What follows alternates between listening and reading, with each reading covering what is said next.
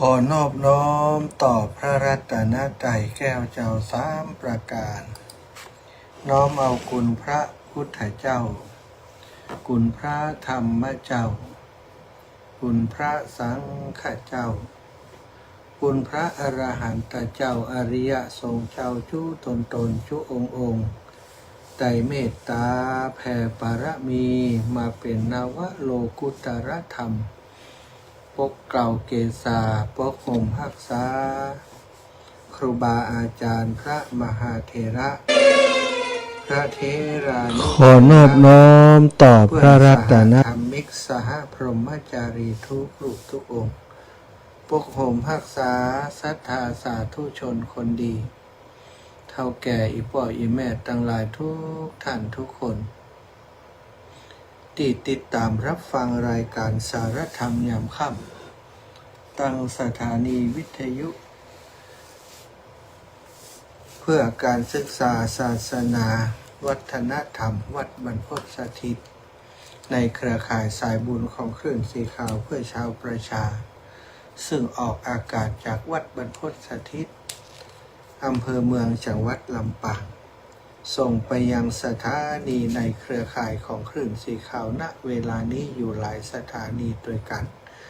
หนึ่งในนั้นก็มีสถานีวิทยุของวัดไฟหินสถานีวิทยุวัดห้วยตองซัก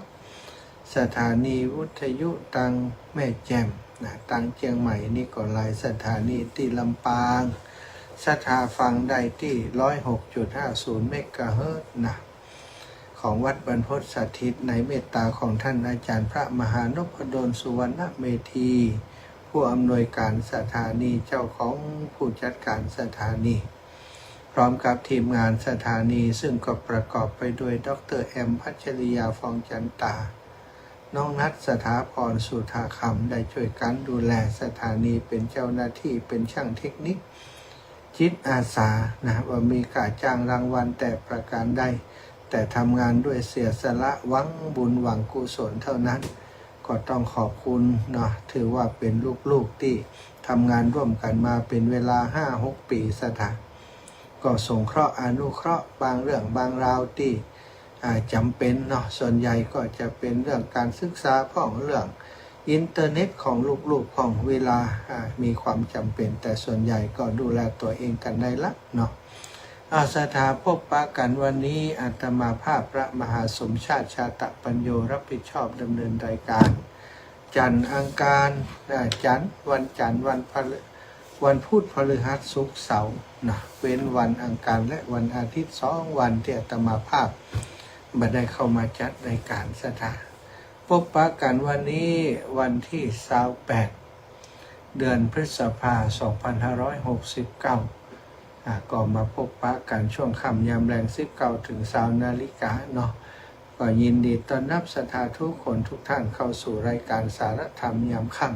ำรายการที่จะนำเอาสาระประโยชน์ในการปฏิบัติด้านต่างๆมาสนทนาตลอดถึงเรื่องราวต่างๆที่มีความเกี่ยวข้องกับการเผยแผ่เกี่ยวข้องกับพระพุทธเจ้าและเหล่าสาวกทั้งหลายก็เพื่อสร้างศรัทธาประสาทะให้เกิดขึ้นในจิตในใจศรัทธาสาธุชนทั้งหลายจะได้น้อมนำเอาธรรมะของพระพุทธเจ้าไปประพฤติปฏิบัติตามกำลังศรัทธาแห่งตนเองพบปะกันวันนี้ก่อนที่จะนำสาระธรรมเรื่องราวต่างๆมาสนทนาอุจากันก็จะปาศรัทธาญาติโยมอีพ่ออีแม่ไหวพระสวดมนต์ทำวัดเย็นเสียก่อนกราบพระพร้อมกันกราบ1พุทโธเมนาโธกราบ2ธัมโมเมนาโธกราบ3สังโฆเมนาโธอิมินาสการเรนะพุทธังอภิปูชยามิอิมินาสการเรนะธัมมังอภิปูชยามิอิมินาสการเรนะสังฆังอภิปูชยามิอะระหังสัมมาสัมพุทโธภะคะวา พุ พุทธังภคะวันตังอภิวาเทมิกราสวากขาโตภะคะวะตาธัมโมธัมมังนะมัสสามิกราสุปฏิปันโนภะคะวะโตสาวกสังโฆสังฆังนะมามิกรานะโมตัสสะภะคะวะโตอะระหะโตสัมมาสัมพุทธัสสะนะโมตัสสะภะคะวะโตอะระหะโตสัมมาสัมพุทธัสสะนะโมตัสสะภะคะวะโตอะระหะโตสัมมาสัมพุทธัสสะพุทธังสารนังกัจฉามิธัมมังสารนังกัจฉามิสังฆังสารนังกัจฉามิทุติยัมปิพุทธังสารนังกัจฉามิทุติยัมปิธัมมังสารนังกัจฉามิทุติยัมปิสังฆังสารนังกัจฉามิตติยัมปิพุทธังสารนังกัจฉามิตติยัมปิธัมมังสารนังกัจฉามิตติยัมปิสังฆังสารนังกัจฉามิอิติปิโสภะคะวะอะระหังสัมมาสัมพุทโธวิชชาจารณะสัมปันโนสุขโตโลกาวิทูอนุตตโรปุริสะธัมมสารถิสัทธาเทวมนุสสานังพุทโธภะคะวะติสวะคะโตภะคะวะตาธัมโมสันทิฏฐิโกอะกาลิโกเอหิปัสสิโกโอปนายิโกปัจจตังเวทิตัพโพวินยูหิติสุปฏิปันโนภะคะวะโตสาวกสังโฆอุชุปฏิปันโนภะคะวะโตสาวกสังโฆยายะปฏิปันโนภะคะวะโตสาวกสังโฆยะทิสามิจิปฏิปันโนภะคะวะโตสาวกสังโฆยะทิทังจัตตาริปุริสายุคานิอัฏฐาปุริสปุคลาเอสะภะคะวะโตสาวกสังโฆอาหุนโยปาหุนโยทักขินโยอัญชลีกระนิโยอนุตตรังปุญญเขตังโลกัสสาติกราบพระพร้อมกันเนอศรัทธาญาติโยมทั้งหลายกราบหนึ่งพุทธังวรันตังศิรสานะมามิกราบสองธัมมังวรันตังศิรสานะมามิกราบสามสังฆังวรันตังศิรสานะมามิไหวพระสวดมนต์ทำวัดเย็นด้วยกันเรียบร้อยแล้วต่อไปก็จักได้สนทนาสาระธรรมธรรมะอันเป็นสาระอันเป็นประโยชน์เรื่องราวอันมีความเกี่ยวข้องกับพระพุทธเจ้าเพื่อจะได้สร้างศรัทธาปัสสาทะให้เกิดขึ้นในจิตในใจของศรัทธาญาติโยมทั้งหลายวันนี้จะได้อูถึงเทวดาตัวหนึ่งที่มีความเกี่ยวข้องมีความเกี่ยวพันกับพระพุทธเจ้าของเฮาตั้งแต่เป็นพระโพธิสัตว์มาแล้วนะตลอดถึงเมื่อพระองค์ตรัสรู้อนุตตรสัมมาสัมโพธิญาณเทวดาตัวนี้ก็ได้คอยติดตามลำตัวโอ อุปถากอุปถัมภ์พระพุทธเจ้าหลายครั้งหลายคราวหลายกรรมหลายวาระตลอดถึงได้ไปอุปถากอุปถัมภ์พระสงฆ์องค์สังฆเจ้าพระสารีบุตรก็ดีพระโมคคัลลานะก็ดีพระมหากัสสปะก็ดีเทวดาตนนี้องค์นี้นะไปอุปถากอุปถัมภ์ดูแลตลอดท่านเป็นไผท่านก็คือพระอินทร์พระอินทร์ท้าวสักกะเทวราชมีชื่อหลายชื่อนะสหัสเนตรนะสักกะเทวราชนี่เป็นต้นก็ชื่อของเทวดาตนเดียวกันนี่ก็คือพระอินทร์นั่นเองพระอินทร์นี่ตัวเขียวๆนะจะอ่อนตอนเขาเป็นละอ่อนมักจะเอาเพลงพระอินทร์มาร้อง พระอินทร์มันตัวเขียวๆอีนะมานั่งไอ้ยังบ่ว่าอยู่บนหลังคาวะเปิ่นมักจะมีหูปอยู่โดยโบสถ์ที่วิหารอยู่บนหลังคาโบสถ์วิหารเนี่ยคนก็เลยมักจะพูดเอาไปเป็นร้องเพลงว่าละอ่อนก็ร้องเรียนกันเนาะศรัทธาพระอินทร์นี้เป็นตำแหน่งไม่ใช่ตำแหน่งเฉพาะของเทวดาองค์ใดองค์หนึ่งนะ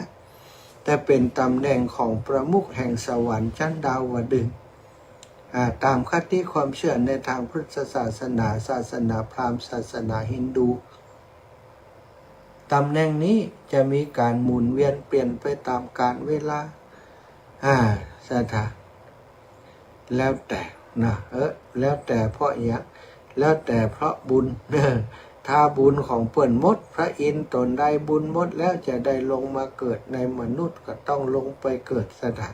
เกิดเป็นอย่างบ่ฮู้แต่ส่วนใหญ่ก็ได้เกิดอยู่ในชั้นวรรณะที่ดีเพราะบุญญาบารมีเปิ่นได้สร้างสมมานักตำแหน่งนี้ผู้ที่ได้ตำแหน่งจะต้องเป็นตำแหน่งที่ปกป้องดูแลสิ่งมีชีวิตที่สร้างสมบุญญาบารมีรักษาศีลแล้วก็ทำความดีมาอย่างยาวนานตำแหน่งนี้ต้องเป็นตำแหน่งที่เป็นมนุษย์หรือว่าเทวดาที่สั่งสมบุญญาบารมีโดยเฉพาะรักษาศีลสร้างความดีความงามมาอย่างยาวนานสร้างประโยชน์ต่อส่วนรวมเมื่อหมดอายุไขจากมนุษย์แล้วจึงได้ไปเป็นเทวดาที่เรียกว่าเป็นเทวดาประมุขของเทวดา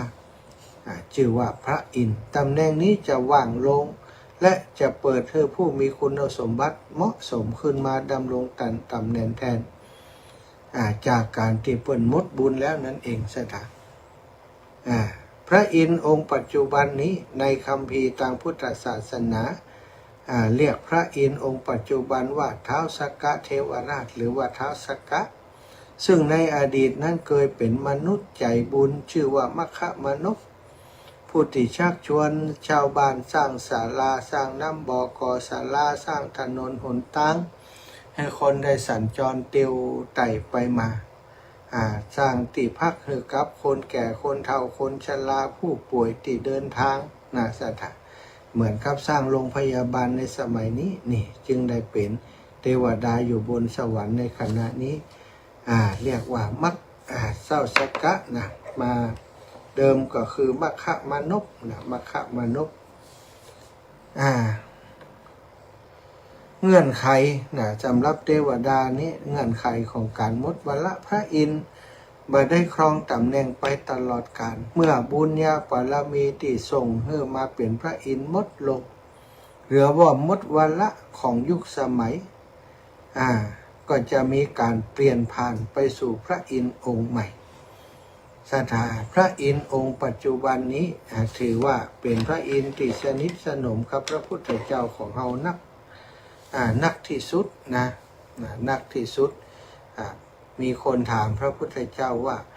ท่านรู้จักพระอินทร์หรือไม่พระพุทธองค์ว่าโอ้เฮานี่รู้จักพระอินทร์แล้วก็ทำที่จะทำให้คนเป็นพระอินทร์ตัวศรัทธาบ่ใจว่ารู้จักแต่พระอินทร์อย่างเดียวนะรู้จักธรรมะที่จะทำให้คนเป็นพระอินทร์ว่าธรรมะที่จะทำให้คนเป็นพระอินทร์ศรัทธาอยากจะเป็นพระอินทร์ต้องมีธรรมะธรรมะของคนที่จะเป็นพระอินทร์ ธรรมะของคนที่จะเป็นพระอินทร์ของผู้อีกของผู้ที่จะเป็นพระอินทร์ มีอะไรอย่างพ่องสัตตะที่สำคัญก็คือต้องเป็นคนที่มีความกตัญญูกตเวทีเป็นสิ่งแรกนะเป็นสิ่งที่จะต้องมีนะวัตตบท7ประการซึ่งเป็นคุณธรรมที่พระอินทร์จะต้องปฏิบัติคือยึดถือวัดเป็นเรียกว่าวัตตบทยึดถือปฏิบัติตั้งแต่ยังเป็นมนุษย์ประกอบด้วยธรรมะ7ข้อก็คือ1นี่คือเลี้ยงดูบิดามารดาปฏิบัติดูแลบุพการีโดยความกตัญญูกตเวทีนี่เป็นข้อที่1ข้อที่2วัตตบทข้อที่2ต้องเคารพผู้ใหญ่ก็คือมีสัมมาการวะอ่อนน้อมถ่อมตนต่อผู้รักผู้ใหญ่และผู้อาวุโสในตระกูลบ่าเป็นคนที่แข็งกระด้างกับผู้รักผู้ใหญ่อ่อนน้อมถ่อมตน3พูดจาสุภาพมีวาจาไพเราะอ่อนหวานน่าฟังเปิดใจง่ายนะศรัทธาเป็นปกติผู้มีปกติพูดจาไพเราะนี่แม้จะโคตรกอดพูดจาด้วยความไพเราะบาอูจาโดยคำหยาบคายกระโชกโหกหักอะไรอย่างแล้วก็ข้อต่อมาบ่พูดส่อเสียดบ่นำคำพูดของคนนี้ไปบอกคนนั้นเพื่อจะยุยงให้แตกกันคนที่จะเป็นพระอินทร์ต้องบ่ได้อย่างนี้ยินดีในการฮื้อตานมีจิตใจโอบอ้อมอารีบัตรณีที่เหนียวยินดีในการฮื้อตานข้อที่6พูดความจริงดำรงตนอยู่ในสัจจะวาจาบ่โกหกมดเท็จโดยประการทั้งปวงตลอดชีวิตระงับความโกรธมีจิตเมตตาบ่เป็นคนมักโกรธหรือหากความโกรธเกิดขึ้นก็สามารถขจัดหายไปได้โดยง่ายอันนี้คือเรียกว่าวัตตบทของผู้ที่จะเป็นพระอินทร์ก็คือท้าวสักกะนี้ต้องถือปฏิบัติตั้งแต่ตอนที่ยังเป็นมนุษย์อย่างมัคคะมนพนี้ที่เป็นพระอินทร์องค์ปัจจุบันนี้นะเพิ่นจะเปลี่ยนแล้วยังบ่ฮู้นะอาตมาก็บ่ฮู้นะ แต่ว่าเพิ่นบอกว่าวันเวลาของเทวดากับมนุษย์นี่มันต่างกันนะ1 วันของเทวดาชั้นดาวดึงส์900 ปีของมนุษย์นะเพราะฉะนั้นนะ2,500 ปีนี่ก็คือบักกี่ปีสำหรับเทวดาเนาะบักกี่ปีของเทวดาก็คงจะเปลี่ยนเท้าสักกะเทวราชติมัคคามานพทำบุญแล้วไปเกิดเป็นเทวดานั่นเองทีนี้เทวดาองค์นี้มีความเกี่ยวพันกับพระพุทธเจ้าในหลายๆเรื่องหลายๆประเด็นศรัทธาปกติแล้วคนจะเข้าใจอย่างแปลธรรมบทเนี่ยเนาะเวลาที่เทวดานี่เพิ่นจะไปช่วยคนดีติดลำบากตกทุกข์ได้ยากลำบากเพิ่นก็จะหาทางไปช่วยนี่ถ้าคนตกทุกข์ได้ยากคนมีบุญตกทุกข์ได้ยากต้องการความช่วยเหลือบ่ได้นี้สิ่งที่มันจะเป็นทำให้พระอินทร์ฮู้ตัวก็คือที่นั่งของพระองค์เนี่ยที่เรียกว่าบรรดุกำพลศิลาอาสน์นี่มันจะฮ้อนบรรดุกำพลศิลาอาสน์ของพระอินทร์จะฮ้อนพอบรรดุกำพลศิลาอาสน์ฮ้อนเนี่ยพระอินทร์จะเอาตาซึ่งตึงสหัสเนตรโตเนี่ยตึงปันดวงปันแก่นนะช่วยกันพ่อมาในเมืองมนุษย์มาในโลกมนุษย์ว่าตอนนี้ มีไผ่กำลังเดือดร้อนอยู่กะเพิ่นเดือดร้อนด้วยเรื่องไอ้ยักษ์เนี่ยเป็นผู้ที่มีตาทิพย์ตึงปันตาช่วยกันพอลงมาก็หันพอหันก็ลงมาช่วยลงมาช่วยคนที่ทำดีนักก็ฮื้อศีลฮื้อปอนประธานมีเพิ่นมีไอ้อย่างมีอิทธิฤทธิ์มีอำนาจด้วยนะฮื้อทรัพย์สินเพชรนินจินดาฮื้อกับคนนั้นได้แต่ว่าต้องอยู่ที่บุญเขาบ่ใช่บ่ทำบุญสิ่งสักอย่างแล้วใดก็มีเนาะต้องทำบุญที่ยิ่งใหญ่พระอินทร์ถึงจะได้ฮื้อเพชรนินจินดาแก้วแหวนเงินทองต่างๆทำให้กลายเป็นเศรษฐีในวันนั้น หลายคนนะในพุทธประวัติที่เล่าถึงศรัทธาทีนี้จะมาอูถึงพระอินทร์ที่ปฏิบัติหน้าที่กับพระพุทธเจ้าเขาก็ลบภาพจำของพระอินทร์ผู้ประทับนั่งบนแท่นบรรลุกำพลศิลาอาจอย่างสุขสบายไปได้เลยเพราะในฐานะในพระไตรปิฎกที่มีบันทึกนาหนึ่งมีที่น่าอัศจรรย์ใจที่สุดเมื่อท้าวสกเทวราชยอมสละทิพยสมบัติลงมาอุปถัมภ์พระพุทธเจ้านะมาแบกรับกินมนุษย์ติเทวดาสุดจะรังเกียจเทวดาบ่ชอบกินมนุษย์สถามันเหม็นสะพะที่ว่า อาตมาก็ไม่ได้เป็นเทวดาแต่ว่าเปิดอูถึงว่าเทวดาทำไมบ่ชอบลงมาในกลิ่นในเมืองมนุษย์เพราะในเมืองมนุษย์มีกลิ่นสะพะสะเป็ดหมึกกล้วยเต็ดมะละกอสถานร่างกายมนุษย์นี่มันมีกลิ่นอย่างคนที่กินเนื้อสัตว์คนกินหมาอย่างนี้นะสุมาเตอร์สถาคนที่กินสุนัขเนี่ยหมู่ไปที่ไหนมาจะเห่าหอน มันหู้ได้อย่างไรมันสาบกลิ่นแล้วก็คนกินเนื้อกับคนกินผักก็ต่างกันคนที่กินเนื้อสัตว์เนื้อวัวเนื้อควายเนื้อยั้งต่างๆหมดนี้นะเป็นประจำเนี่ยสถากลิ่นเนื้อติดในออกจากตัวของเฮานี่ก็จะมีกลิ่นของเนื้อของอย่างที่เฮากินเข้าไปออกมาเพราะรูขุมขนต่างๆนี่มันระบายกลิ่นหมดนี้ออกมาจากตั้งในท้องในลำไส้ในกระเพาะของเฮาเนาะคนอย่างที่เปิ้นปักกินเนื้อเลยนะถ้ามาปะใส่คนที่กินเนื้อกินอย่างเปิ้นจะเปิ้นจะบ่ม่วนเปิ้นจะบ่ม่วนก็คือเปิ้นเหม็นเนาะเทวดาก็คงจะเหมือนกันลักษณะเดียวกันเปิ้นบักกินอาหารอย่างหมู่เฮาเปิ้นเป็นอาหารทิพย์ทั้งนั้นมันต้องขับถ่ายมันต้องมีของสกปรกอยู่ในตัวศรัทธาในฐานะที่บันทึกไว้ในพระไตรปิฎกอัศจรรย์อย่างยิ่งที่ท้าวสกะยอมสละทิพยสมบัติมาแบกรับกลิ่นมนุษย์ติเทวดาสุดแสนจะรังเกียจเพื่อลงมาพยาบาลใครพระพุทธเจ้ายามที่พระองค์ประชวรนักถึงขั้นใจส่องพระหัตถ์ยกหมออุจจาระของพระพุทธองค์ทูลไว้เหนือศีรษะโดยอาการสงบศรัทธาอย่างคือเหตุผลที่ทำให้จอมเทพผู้ใหญ่อย่างพระอินทร์มาทำหน้าที่อย่างนี้กับพระพุทธเจ้าทำเสน่หาอันเหลือเชื่อถึงเพียงนี้แม้กระทั่งพระสาวกท่านพระสารีบุตร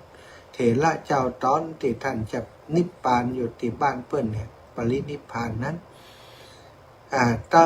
เปิ้นก็มีเปิ้นเรียกว่ามีท่องหลวงบ้านเฮาเนาะมันเปิ้นเป็นโรคตั้งกับเพราะอาหารนะถึงกับบ้านเฮาว่าลุเลือดเนี่ยเนาะพระสารีบุตรเนี่ยนะเหมือนกันปักขันที่กาพาดอีกเนาะภาษาบาลีเนี่ยจำมันบันแน่นอนบันแน่ใจเนี่ยสัตว์เอาเป็นว่าโรคตั้งต้องเนี่ยทำให้ทายต้องแล้วก็เป็นมุกเป็นเลือดต่างๆพระอินทร์ก็ลงมาอุปถัมภ์พระสารีบุตรเถระเจ้านะที่ตอนนั้นอันนี้นิดอุปถัมภ์พระพุทธเจ้าหนึ่งประถมเหตุแห่งพระประชวรและการละทิพย์สมบัติเรื่องราวอันน่าอัศจรรย์ที่ถูกบันทึกไว้ในคัมภีร์อัตถกถาพระไตรปิฎกยามที่พระบรมศาสดาทรงเผชิญกับวิบากกรรมตั้งสังขารทุกแห่งโรคปักขันที่กาพาธแม่นถูกต้องโรคปักขันที่กาพาธในสมัยพุทธกาลยามที่พระผู้มีพระภาคเจ้าประทับอยู่ณวิหารณพระพุทธวิหารพระองค์ได้ทรงประชวรโดยโรคปักขันที่กาพาธหรือว่าโรคท้องร่วงอย่างรุนแรงประเทศอินเดียนี่มันจะมีโรคนี้เยอะเนาะคนที่เดินทางไปอินเดียนี่มักจะประสบกับโรคนี้นะบางพระสงฆ์ครูบาอาจารย์บางรูปบางองค์เดินทางไปประเทศอินเดียกลับมาต้องเข้าโรงพยาบาลเพราะเป็นโรคทำนองเนี้ยนะโรคท้องร่วงโรคอะไรอย่างนี้นะหลวงปู่อาตมาวัดพระเจดีย์สาวหลังลงเครื่องบินป้อมตันนะท้องร่วงกลับเข้าโรงพยาบาล โดยสาเหตุของการเป็นโรคท้องร่วงอันนี้ก็เหมือนกันในสมัยพุทธกาลพระพุทธองค์ก็ทรงประชวรโดยโรคนี้พระสาวกทั้งหลายก็มีหลายรูปหลายองค์ที่ป่วยด้วยโรคปัจขันธิกาพาธนี้เหมือนกันที่พยาจักษุของท้าวสักกะตรวจพบว่าพระพุทธองค์ทรงประชวรเมื่อทรงตรวจดูโลกมนุษย์โดยตาทิพย์และทราบถึงพระอาการประชวรก็เกิดความปริวิตกและเปี่ยมไปด้วยมหาศรัทธาวิตกว่าจะมีภัยดูแลมีภัยเข้าใจพระพุทธองค์ที่ประชวรอยู่พระพุทธองค์ก็เกรงใจคนอื่นเองแต่พระอินทร์นี่หู้ถึงรหัสนัยนี้ก็ได้ละทิพยสมบัติลงมาโดยมหาศรัทธาอันยิ่งใหญ่ตัดสินใจละทิพสมบัติอันเป็นบรมสุขบนสวรรค์ชั้นดาวดึงส์เสด็จลงมาสู่โลกมนุษย์เพื่อทำหน้าที่เป็นพยาบาลอุปถัมภ์พระพุทธองค์ด้วยพระองค์เองบัจใจไผ่นะบัจใจอันส่วนมากเพิ่นจะใจคนนั้นคนนี้วิศวกรรมเทพพ่องยังพ่องนี่ลงมาทำหน้าที่แทนบางเรื่องแต่เรื่องนี้บ่ฮือไผ่เลยบัจใจไผ่เลยลงมาเองลงมาโดยพระองค์เองเมื่อพระอินทร์เสด็จลงมาถึงทรงเข้าเฝ้าอุปถากโดยการนวดเฟ้นพระบาททั้งสองของพระพุทธเจ้าโดยสองพระหัตถ์อย่างใกล้ชิดจนเกิดบทสนทนาธรรมอันลึกซึ้งพระพุทธดำรัสเตือนโดยความห่วงใยพระพุทธเจ้าทรงตรัสห้ามและเตือนท้าวสักกะโดยความเมตตาว่าท้าวสักกะกลิ่นของมนุษย์นั้นเหม็นรุนแรงนักเทวดาทั้งหลายย่อมเกลียดกลิ่นมนุษย์เหมือนซากศพท่านจงกลับไปเถิด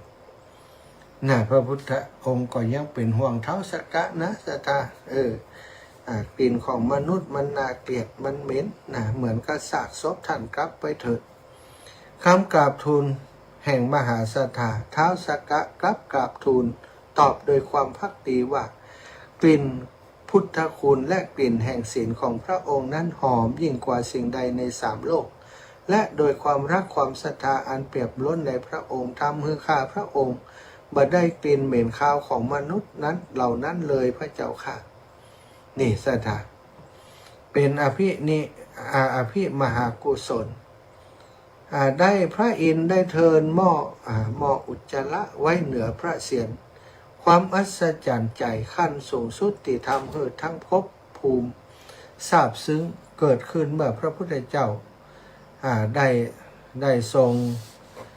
รงถ่ายหมุดคูดต่างๆออกมาเนื่องจากอาการท้องร่วงเนาะสัทธาคนท้องร่วงก็มันจะมีกลิ่นตีบางคนอาจจะกินข้าวอยู่บอกอู้นักท้องร่วงก็แล้วกันมายอมฮื้อไผ่แย่งบุญเลยท้าวสักกะเทวราชบาทรงยอมฮื้อพระภิกษุรูปใดมายกภาชนะอุจจาระนั้นไปเทเลยพระอินทร์ได้ทูลหม้อคูดโดยความนอบน้อมพระองค์ทรงใช้พระหัตถ์ทั้งสองยกหม้อนั้นขึ้นเทินไว้บนเศียรบนศีรษะบนเศียรของพระองค์เองอย่างมั่นคงแล้วก็นำออกไปเททิ้งโดยอาการอันนอบน้อมนิ่งสงบบัแสดงสีหน้าติรังเกียจแต่อย่างใดพระภาคหรือว่าความรังเกียจแม้แต่น้อยก็บ่มีประหนึ่งว่าภาชนะในมือนั้นบรรจุโดยของหอมอันเป็นทิพย์เหตุแห่งสิเนหาของพระอินทร์เมื่อภิกษุทั้งหลายทราบเรื่องต่างก็พากันยกย่องสรรเสริญความการกระทำของพระอินทร์สรรเสริญความเสื่อมเลื่อมใสอันแรงกล้าของพระอินทร์พระพุทธเจ้าจึงได้ตรัสเฉลยปริศนาธรรมและปูมหลังของเหตุการณ์นี้แก่หมู่สงฆ์ว่าภิกษุทั้งหลายการที่ท้าวสักกะทำสิเนหาก็แปลว่าความรักความศรัทธาในตัวเฮานั้นบรรณาอัศจรรย์หรอกเพราะไอ้ยังศรัทธาก็เพราะว่าท้าวสักกะองค์นี้ได้ฟังพระธรรมเทศนาจากเฮาแล้วบรรลุเป็นพระโสดาบันและความเป็นท้าวสักกะฉลาดถึงตอนนั้นนี่เป็นท้าวสักกะที่แก่แล้วนะจะหมดอายุไขแล้วแหละ พอได้เป็นพระโสดาบันแล้วนะก็ถึงความเป็นท้าวสักกะที่หนุ่มขึ้นมาแห่งใหม่ในร่างเดิม เพราะอาศัยพระพุทธเจ้าโดชะตาบ่ฮือท้าวสักกะมีความฮักความศรัทธาความเลื่อมใสในพระพุทธเจ้าได้อย่างไรก็เพราะทำให้เทวดาแก่ๆกลายเป็นเทวดาหนุ่มด้วยบุญที่อุปถัมภ์พระพุทธเจ้านั่นเองการอุปถัมภ์ชั้นสูงสุดนี้ทำโดยจิตติกตัญญูรู้คุณในฐานะเป็นพระโสดาบันอริยบุคคลผู้ที่พระรัตนตรัยเป็นที่พึ่งอย่างบ่หวั่นไหวผู้มีพระรัตนตรัยเป็นที่พึ่งอย่างบ่หวั่นไหวหลักฐานอ้างอิงเป็นข้อมูลนี้เป็นไปตามมาตรฐานระบบพระไตรปิฎกและอัตถกถาเถรวาทของไทยแหล่งข้อมูลชั้นอัตถกถาปฐมภูมิในสุตตันตปิฎกขุททกนิกายคาถาธรรมบทเล่ม1ภาค2ตอน3เรื่องท้าวสักกะสถาตอนแปลบาลีที่สมัยเฮียนบาลีก็ได้แปลเรื่องนี้เนาะอันนี้คือพระพุทธองค์นี้ไม่ใช่ว่าเป็นศาสดาของมนุษย์อย่างเดียวแม้กระทั่งเทวดาเรียกว่าผู้ปกครองเหล่าเทวดาทั้งหลายท้าวสักกะเทวราชนี้ยังยอมตัวมาเป็นลูกศิษย์ของพระพุทธเจ้าได้มาอุปถัมภ์ในยามที่พระองค์ทรงประชวรบ่ได้มีความรังเกียจแต่อย่างใดนี่คือพุทธพินิหารของพระพุทธองค์ของเฮาศรัทธานี่เป็นเรื่องเล่าเป็นเคล็ดเล่าให้ศรัทธาญาติโยมได้รับฟังในวันนี้เอาละพอเวลาแล้วก็จะใกล้จะถึงเวลาที่จะปั่นให้ศรัทธาญาติโยมได้โทรเข้ามาแต่ก่อนที่จะปั่นให้ศรัทธาญาติโยมได้โทรเข้ามาวันนี้ก็มีซองหลายซองเข้ามามีศรัทธาญาติโยมน้องสมคิดอินทรวิจิตรวันฟ่อนพร้อมโดยครอบครัวฝากร่วมทำบุญวัดหม่อนห้วยแก้วมา100 บาทแล้วก็ร่วมทำบุญหลวงปู่ดอยวันก่อนหอมเพื่อไปแล้วแล้วก็แม่ย่าอุไรวันอภิธัญญากรก็เช่นเดียวกันหอมหลวงปู่วันนั้นอาตมาก็ออกเคยแม่ไปแล้วแม่จันทาสายเปี้ยบ้านฟ่อนร่วมบุญมาแหม1 ซองแม่ย่าตุ้มมาแสนอินคำวังพร้าวร่วมบุญก๋วยเตี๋ยววันก่อน100 บาทแม่ย่าตุ้มมาแสนอินคำวันป้าร่วมบุญวันเกิดหลวงปู่วันนั้นแหม100 บาท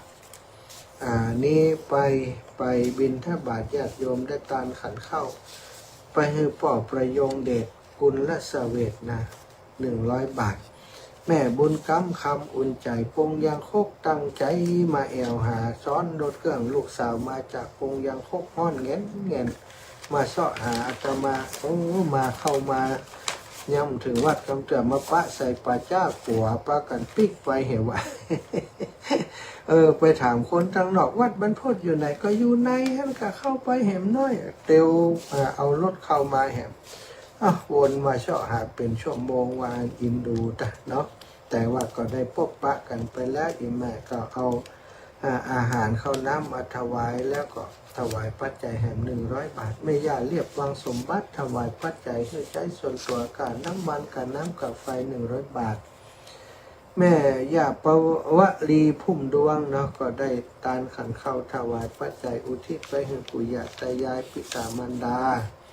แม่ย่าอุไรวันอภิธัญญากรก็ถวายข้าวน้ำโภชนาอาหารอุทิศไปให้ญาติกาวงวันเหมือนกันแม่จันสมเซนทองหลางแหม1 ซองร่วมบุญมาแม่ปราณีใส่เกลือมอยโปงแสนทองก็ร่วมบุญมาแม่ป่อนณรงค์แม่ปราณีเขื่อนสุวงนาความใต้ฝากแม่ย่าแม่ปราณีใส่เกลือมอนไว้เนาะขอบคุณนะพี่น้องนาความใต้ได้รับแล้วแม่บุญสายพวงคำพร้อมกับลูกๆหลานน้องแต่นายโตนายคิดหลานไต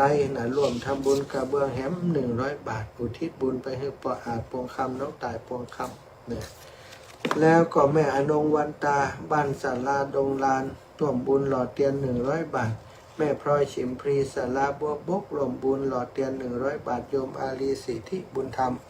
ศาลาบัวบกร่วมบุญหล่อเทียนมาแหม100 บาท แล้วก็มีแม่แย้มผ่องใสนางสาวอาภาพรจันทราภัยนะอุทิศเธอกับคุณพ่อสมพงษ์ผ่องใสและนางสาวพรยุภาผ่องใสอนุโมทนาบุญให้กับทุกคนทุกท่านเนอะที่ได้ถวายปัจจัยในโครงการต่างๆฝากมาที่อาตมาถวายส่วนตัวด้วยฝากไปให้ครูบาอาจารย์ด้วยขออนุโมทนาบุญและขอบคุณเป็นอย่างยิ่งวันที่29-30เนาะ31นี้จะมีงานหลายที่วัดแม่เกยนี้เปิ่นจะมีการหล่อพระเจ้าน้อยเนาะพระเจ้าน้อยที่เป็นพระพุทธเจ้าตอนที่เป็นพระกุมารเนาะเป็นพระโพธิสัตว์สถานที่ตอนที่เป็นพระกุมารนั่นแหละที่คงจะเป็นว่าตอนที่ประสูติมาแล้วก็มือจี้ขึ้นไปตั้งบนว่าชาตินี้จะเป็นชาติสุดท้ายนั่นแหละเนาะเพิ่นจะหล่อที่วัดแม่เกยในวันที่31ก็เนาะวันที่31ถ้าจำบ่ผิดนะตูลูกไอ้ก็ฝากประชาสัมพันธ์มาก็ศรัทธาญาติโยมอีป่ออีแม่ทั้งหลายที่อยู่บ่ป้อไก่ที่อยู่ใกล้ๆกันเนาะอยู่แถวร่วมบุญนี่ขอเรียนเชิญร่วมบุญงานปั้นเจ้าน้อยปั้นเจ้าน้อยทันใจและร่วมออกโรงทานอาหารข้าวหวานถวายเป็นพระสงฆ์สามเณรคณะศรัทธาสาธุชนที่มาร่วมงานทำบุญ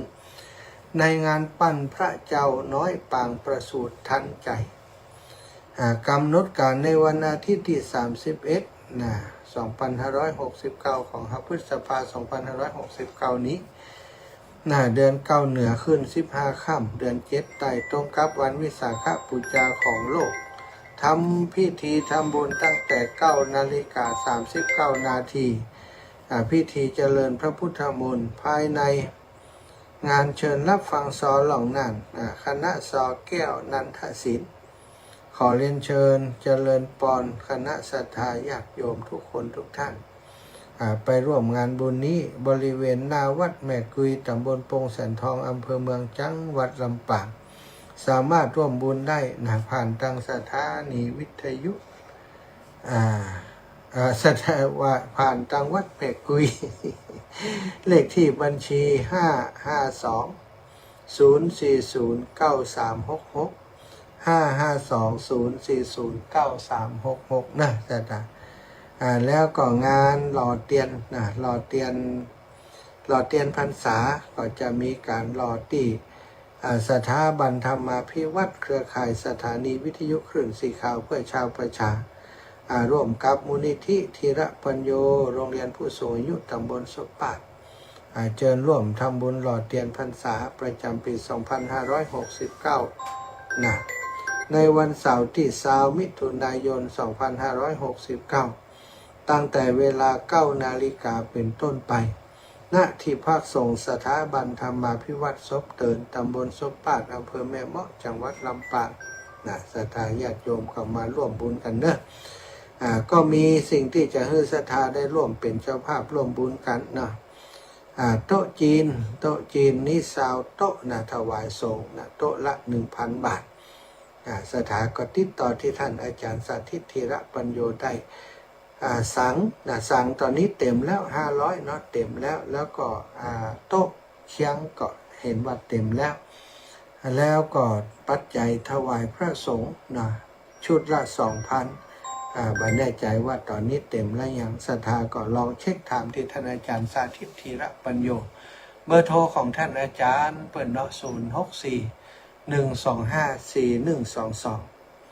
064-125-4122 แล้วก็ถ้าจะโอนปัจจัยไปร่วมบุญกับเปิ้นก็536-0755-318 536-0755-318เนาะโทรไปหาเปิ้นได้เนอะสถานติดต่อที่เปิ้นก็ฝากที่อาตมาหลายคนนะอาตมาก็โอนไปให้ท่านอาจารย์เรียบร้อยพร้อมกับส่งซองไปให้เปิ้นเรียบร้อย ก่อนรอฟังที่ท่านอาจารย์ประกาศเนอะศรัทธาไผ่ให้ฮอมมาอาตมาก็บอกเก็บไว้อยากจะให้ ศรัทธาได้ฟังที่ท่านอาจารย์เป็นประกาศเนาะเพิ่นก็จัดรายการวันอังคารตอนเช้าศรัทธาก็ติดตามดูนะช่วงนี้รู้สึกว่าเพิ่นจะจัดตอนตีสามถึงตีห้าแต่ทุลุงยองไปจนถึงวันที่30ศรัทธาก็ต้องติดตามรับฟังตัวก็ได้เอาละศรัทธาก็เหลือเวลาอีกสักเล็กน้อยจะปั่นให้ศรัทธาญาติโยมได้โทรเข้ามาเนาะที่เบอร์โทร0808844173 0808844173เจริญพรอีแม่อันที่หาผ้าสาธิตอันน้องแคมจดให้แม่เลยแหละหน้าอันเดี๋ยวน้องแคมไปกรุงเทพน้องเทียมโอนไปให้อาจารย์แล้วเจ๊ครับแม่แล้วอันเป็นจดว่า500แล้วนะใช่หันเปิดนั้นจดลงปุ่นอยู่นี่จ้าเพราะนั่นไปประชุมได้เปิดหันรายการอยู่เจ้าแล้วแม่ยังได้โอนตังค์ไม่ให้เบิ่นเกียก็ว่าจะได้เรียกโทรถามน้องแคมก่อนจะโอนฝากลูกนี่ไปเหรอฮะผ่านเนี่ยอย่างนี้เขาจำเบอร์โอนปุ่นมาได้เดี๋ยวจะเก็บบ้านนี่นะเก็บกะโอนเนี่ยมั้งแล้วจากนี้น้องเทียมมันทำมันโอนแล้วก็แม่จะไปมันได้ไปกรุงเทพได้น่ะไปพุทธเจ้าอ่ะโอ้หลักไปของบอกกันนี่นายกันไปพุทธเจ้าเนี่ยหลานเสียมันไปแล้วแม่ขึ้นได้แต่มันโอนตังค์ภาษาอังกฤษแล้วยังไหนนะมันผูกจะไปบินถ้าบาทน้ำโจจะไก่หน้าบ้านอีแม่จะนี่ก็ว่างก็ผูกเจ้าขับวางอยู่ฝูงไปไหนวันผูกจะกลับลูกปุ่นมาเนอะประมาณ7 โมงเนี่ยเข้าไปหากลับลูกบ้านน้ำโจมาเจ้าพรุ่งนี้กลับลูกบ้านน้ำโจป่าจำมาจะแวะหาสัตว์ตัวเจ้าแม่เจ้าสาธุเจ้าบุญรักษาแม่เพนณลำพูรุนคุณแม่เพนเจ้าพระอาจารย์เจ้าอาจารย์ปัจจัยคือ200เจ้าเนี่ยเขาโอนมาแล้วกะเจ้าโอนไปแล้วเจ้าโอนถ้าป่าจ้าวัน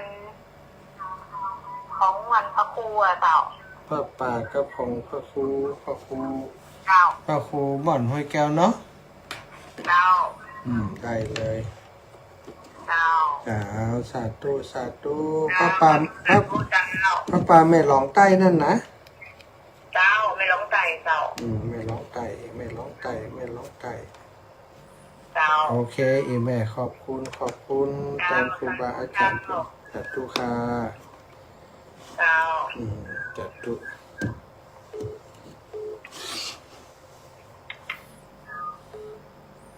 เจริญพร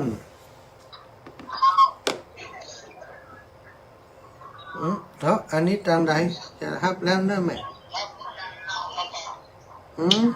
เจ้าอันโต๊ะเชียงโต๊ะอย่างนั้นหมดแล้วก็เจ้าหมดแล้วนะหันอาจารย์เพิ่นบอกว่าหมดแล้วเนี่ยแล้วเวลาอันจะอันนี้รอเตียนรถจะอันนี้ได้ก็แล้วรอเตียนก็ได้อยู่ก็มีหอมทั่วไปเนาะหอมแผ่นเตียนหอมขี้เตียนหอมอย่างต่างๆสามารถหอมได้อยู่เป็นพระป่ารวมกันเนาะเจ้าอันแม่สมศรีจะรอเตียนนั่นน่ะ500เจ้าแม่สมศรีนามสกุลนะพี่คุณเจ้าแม่สมศรีนะพี่คุณน่ะสมศรีนะพี่คุณอีแม่บ้านบ่เหี่ยวนะกะปัจจัยเจ้ามาที่ใจให้เจ้านะพี่คุณบ้านพี่ชัยนี่กะเจ้าได้สาธุเจ้าแม่อีแม่โอนไปที่ท่านอาจารย์ได้เลยเนอะ5360นั่นนะแม่จดกันก่อนจดกันล่ะตะกี้แม่จดแล้วยังอันนี้ก็53630เนี่ยใช่5360755318 530ค่ะ5เนี่ยก็5360 755 318เจ้าแม่ธนาคารกรุงไทยเนอะสถาบันธรรมาภิวัตน์แม่โอนไปอันเลยเจ้าลูกค้าแม่เจ้าแต่ตายญาติโยม ก็โอนไปที่ท่านอาจารย์เลยจะได้สบายใจถึงผลถึงตัว เอาเจริญปอน แต่สาเจ้า แม่ร้อยแม่บัวร้อย เจ้า เจ้าแม่ จำได้ป่ะจำได้หรอ จำได้ แม่ชมออนทางพระเนอ อ่านแล้ว กูหันแล้วแหละ เจ้าเอ็ม เจ้า500นะเจ้า เจ้า5,000เลยกะ มูลค่าอาหาร5,000ก็ดีแล้ว ขอบคุณนี่แม่เด้อ เจ้า จ้าบุญรักษา เจ้าไว้เจ้า จ้าโยมแม่บัวลอยสายเขียวน้องบ้านนางแลนะก็มันโทรศัพท์เครื่องใหม่นี้มันบันทึกชื่อไว้บางแต่ก็คือไปเหมือนกันนะแม่บัวลอยสายเขียว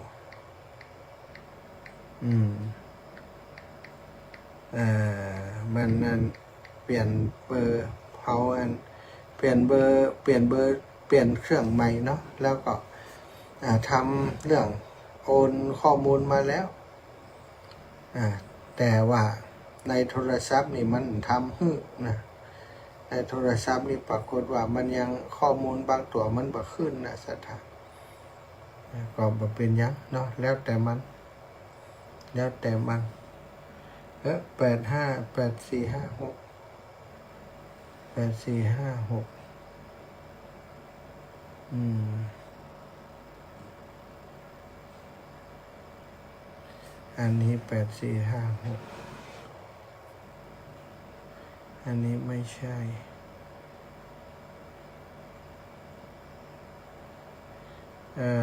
เอาศรัทธาญาติโยมนะยังมีเวลาอีกนิดหน่อยเอาใกล้จะหมดแล้วเอาละเนาะศรัทธาญาติโยมศรัทธาท่านอื่นถ้าจะบัดตันแล้วนะก็ขอนำรายการจากลาไปก่อนพรุ่งนี้ค่อยว่ากันใหม่ใครมีอยากก็โทรมาหลังไมค์ก็ได้เนอะหลังออกรายการไปแล้วก็โทรมาได้อยู่0808844173เมื่อเดิมนะขอลาไปก่อนขอความสุขสัสดีจงมีแก่ศรัทธาสาธุชนทุกคนทุกท่านเนอะจัตตารโอธรรมาวะทันติอายุวันโนสุขังภะลา